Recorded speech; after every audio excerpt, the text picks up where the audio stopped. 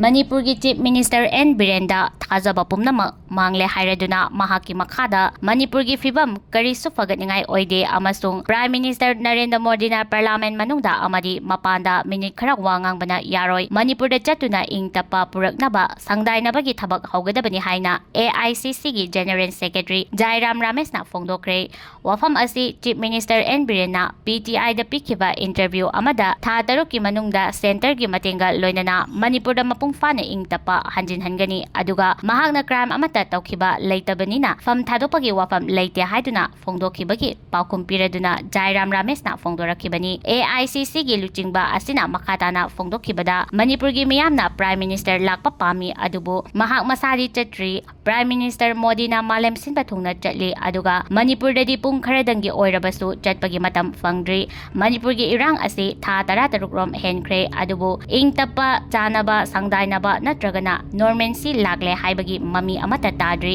Supreme Court fawba Manipur gi wathok asi constitutional machinery marai chaitharakpani hairi Manipur gi Chief Minister asi karamba taibangpan amada hinglibano khangre haiduna mangonda thajaba loina mangle hairi Chief Minister N Biren na haikiba amadi ngangkibani haiba audio recording thokliba asi tigatpa matok thaya haiki